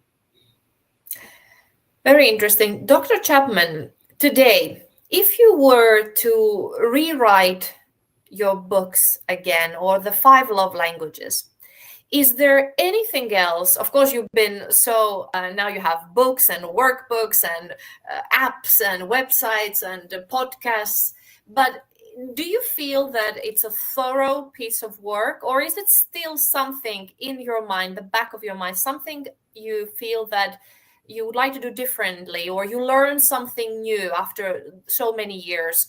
Or do you feel that it's indeed a great piece of work that you're proud of leaving it as your legacy? Would you rewrite it would you add a new language? Would you change something? Well, I was never dogmatic to say there's only 5 love languages. I've been open, and through the years I've been open. And people have suggested things. Like one man said to me, Dr. Chapman, there's a 6th love language. I said, what is it? He said, chocolate. I said, well, if they bought it, it's a gift. If they made it, it's an act of service. And other people have suggested, various things like that. So far, whatever people have suggested fit, in my mind, they fit as a dialect in one of the other 5 languages. I'm still not dogmatic, but no, I do not have a 6th love language that I would say, if I were going to do it again, I would add this. I feel stronger now that these are pretty fundamental than I did when I wrote the book. But as I said, I was never dogmatic to say, there's only 6. If another one comes, I would I would be open to it. Okay. So to stay tuned, but I think it's a great piece of work, and I think you've done a great job. And I think with your experience and your insights, and I think that talking to a lot of people, spoken probably to tens of thousands of people over the years. So I think their feedback reassure you that indeed this is I'm onto something here, right? Is that feedback that you're getting from the people you meet still? What do they say about the impact that your work has had in their daily lives? I do a lot of marriage conferences, and every time I do, I will have people come up at the break times and say to me, Dr. Chapman, we just wanted to share with you. That book saved our marriage 15 years ago or 20 years ago. The book's been out 32 years now, but they're just sharing with me that book saved their marriage. They say, we were at a place where we just weren't getting along. We were arguing with each other. We felt like we weren't compatible. And we read that book and the lights came on and we realized how we had been missing each other emotionally. And we realized that, we were speaking a language, but it wasn't the right language for the other person. And so we started speaking their language. The love tank filled up. It literally saved our marriage. And that's why we have shared the book with our brothers and our sisters. It's kind of gone word of mouth all over the world. When a couple reads it and they get the picture and they take the quiz and learn each other's language and then choose to speak it, it absolutely makes a huge difference in their life. So the feedback has been very, very encouraging through the years. You're a hardworking man. I don't dare to say workaholic. I don't know you so well, but hard work ethic, definitely I can see. What projects you have ongoing, and are we expected to see anything else, something new from you? And first of all, tell us a little bit, you have podcasts, you have seminars ongoing. What keeps you busy now, and what's coming up in the near future? Well, we just released the new book. It's called A Simple Guide to a Better Marriage, which is actually a compilation. For several years, I wrote an article on marriage for a national magazine here in America. And so I have taken those articles now, some of them, not all of them, and put them in a book. Short chapters. In today's world and our culture, people like short chapters, okay? Dealing with a lot of different things. That's right. So that book has just been released. In fact, last week it was released. A Simple Guide to a Better Marriage. But I'm always thinking, of something else that might, and of course on the love languages, as you know, there's a whole, not just the parents of children, teenagers, there's a special edition for single adults and how that applies in their relationship with their parents, their siblings, their college roommates, and so forth. There's a special military edition on how to communicate love languages when you're deployed half a world away. There's one for parents of children that have disabilities. There's one for parents who have adopted children. There's one for blended families, step-parents and step-children. There's one for caregivers of dementia patients and how this can help. It's not that they keep the same love language with dementia, but the love languages gives you 5 different ways to try to tap into them emotionally, because the emotional part of the brain is still alive. And when you hit it, you get a response from them. My co-author is a medical doctor whose wife had the disease. And he said, when she was healthy, gifts was her number 5. I mean, gifts didn't mean a lot to her emotionally. But toward the end, when she could no longer talk, he said, I would give her an ice cream cone and she would say, ooh, ooh, ooh. He said, I could live on that for 3 months. Just know it. I had touched her in a positive way. So, all of those had just grown out of, and many of those are books I co-authored with people who have more experience in those areas than I do, but they were already using the concept, and wanted to join together and help other people with it. So, but I'm always working on something. And as you said, I'm officially retired at this juncture, but that frees me up to speak more. So I'm leading Saturday marriage conferences and weeknights. I just got through with a whole week in Florida, doing what I call date nights for couples, where I talk about the love languages and also the apology languages.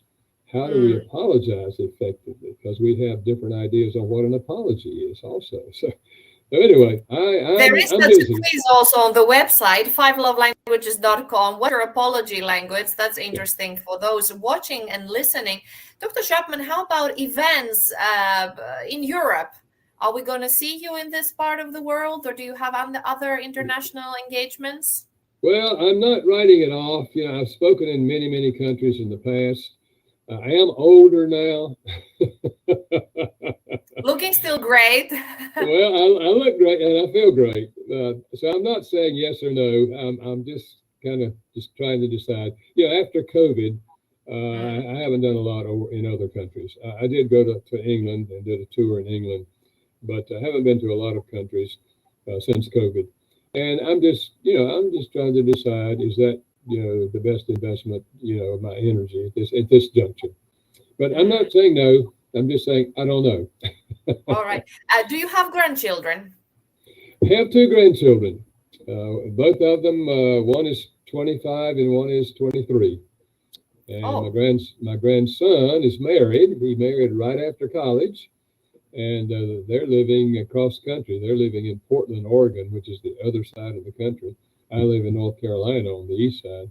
And my granddaughter is still single, and she's still living at home. And she's working for the governor's school in her state and helping them. She was a theater major, but her thing is behind the scenes, and she's working with gifted high school students when they're doing programs and plays and that sort of thing. Yeah. How about your children and your family members and close people, your friends? Do they ask you for advice?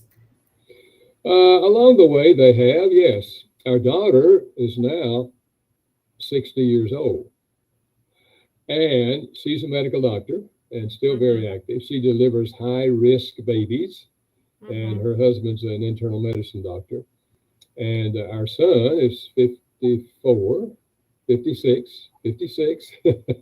and he has been a world traveler. He has lived 4 years in Prague in the Czech Republic, 2 years in Antwerp, Belgium, he and his wife, and now they're living in Austin, Texas. And they work primarily with fringe area cultures, that the people that are kind of on the extreme edges of culture, and not people that are leaders and all that sort of thing. They just have a heart for people who need help, physically, emotionally, spiritually, and that's what they do. Dr. Chapman, what would you say are the top 5 issues that the couples that you've seen over the years with your decades of experience? And then what are some concrete solutions? Of course, we talked about the different languages and dialects and cultural impacts and so on. But is there any words of wisdom you can encapsulate if we have, on the one hand, the top 5 struggles that couples have, and especially this day and age filled with an abundance of visual images and apps and people being available, and perhaps the ethical questions and the morals of the modern society. So what do you say is, on the one hand, the issues that keep the couples struggling with, or on the verge of a divorce or breaking a relationship or deeply unsatisfied? And then on the one hand, some conclusions. How would you tackle this issue? Well, I think one of them would be learning how to solve conflicts without arguing. Thousands of couples have never learned how to solve conflicts. And every couple has conflicts because we're human. We have different thoughts. We have different emotions. We have different histories. And every couple will have conflicts. But so many times, we both sense that we are right, and we tend to convince the other person that you're wrong and I'm right. And I say, why would you do that? If you win an argument, they lost. It's no fun to live with a loser.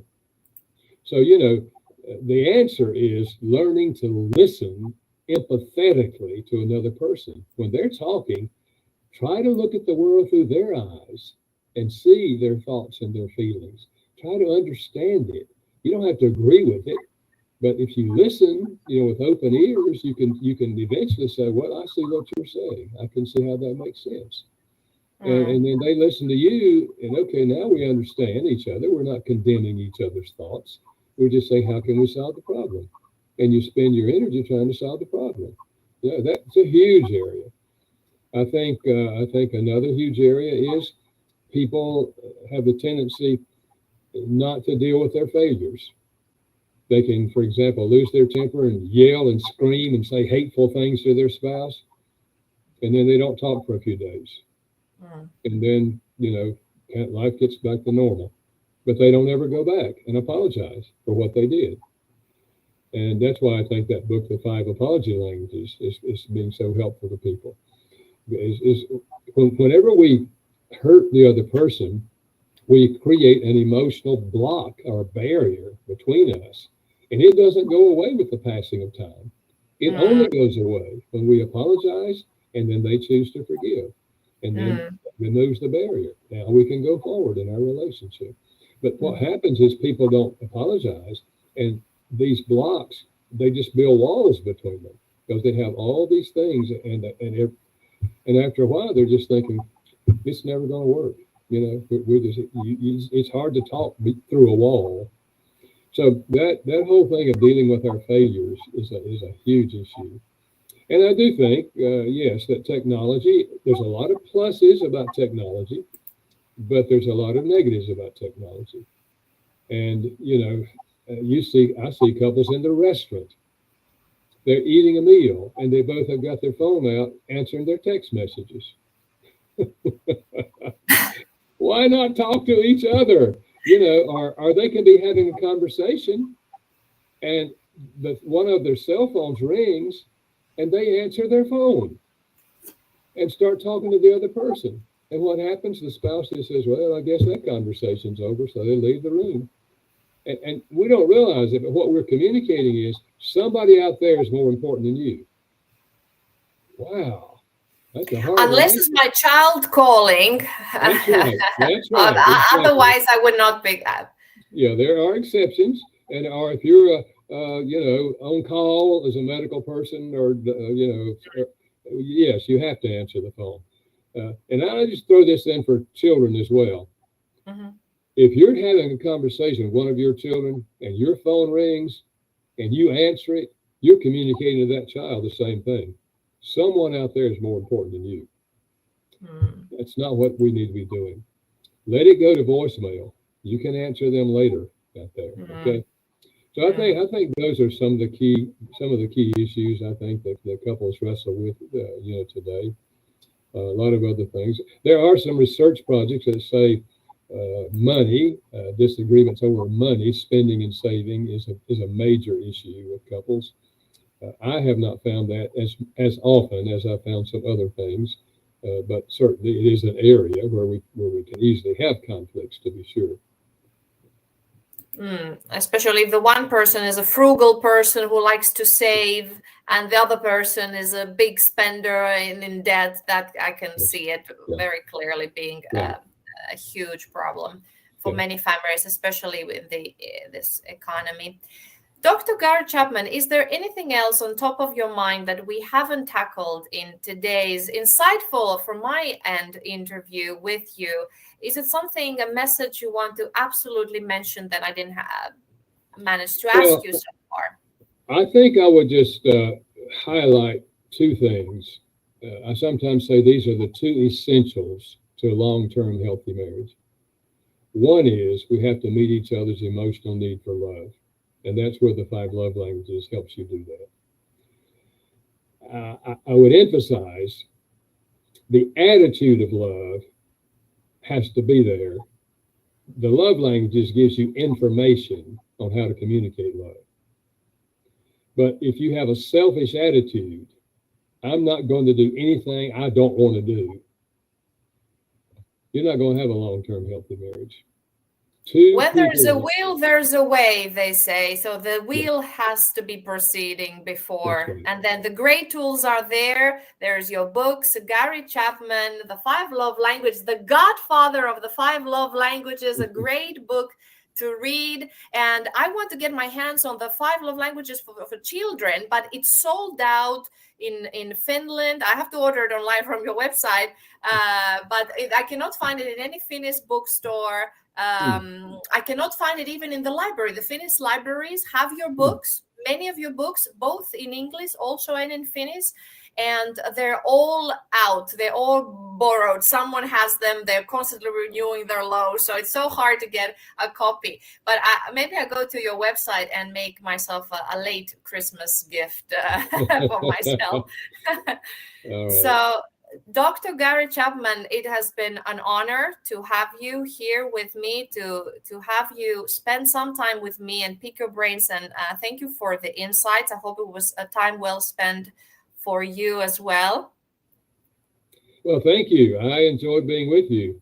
And I hope you will continue what you're doing in trying to help people, being a teacher, being a mother, and helping people beyond the family. So keep up the good work.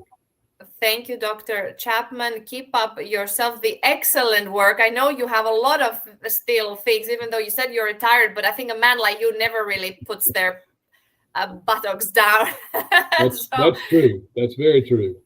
So I know that you have a lot of things still to offer, and you're already leaving a great legacy behind. Perhaps if I want to close with this one little question, what is this legacy you want to leave behind in this world? Let's say when an anthropologist of the future would analyze our society and our culture and stumbles across your work and your impact, do you feel that you have left a legacy?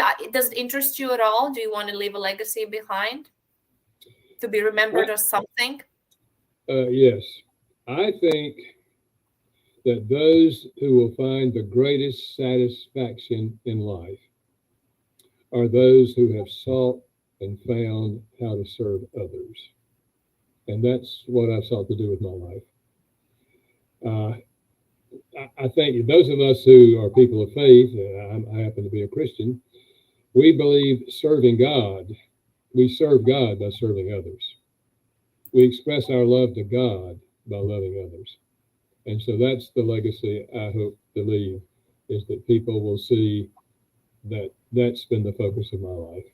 And so I don't know how I could be any happier or feel any more satisfied than I do with my life. It's been absolutely incredible. I'm deeply grateful to God for that.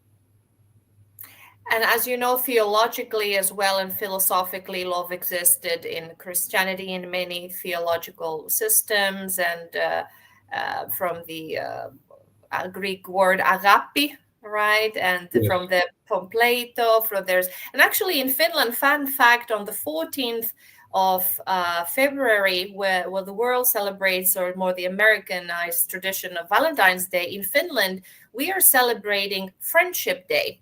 So it's more the platonic love that is being celebrated.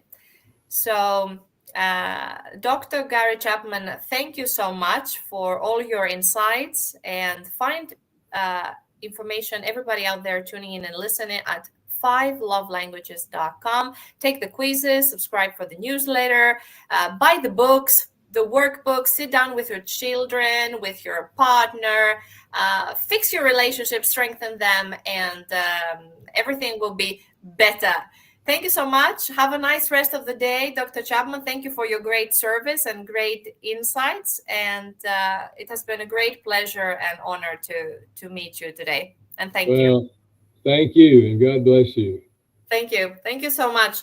Thank you, everybody, for tuning in and listening. Dr. Gary Chapman was here with me today, and hopefully you get a chance to pick his brains and get insights from him, and find more about your love languages on the website. And I will be responding to your messages, anything you've left down in the comments. See you next week. Bye.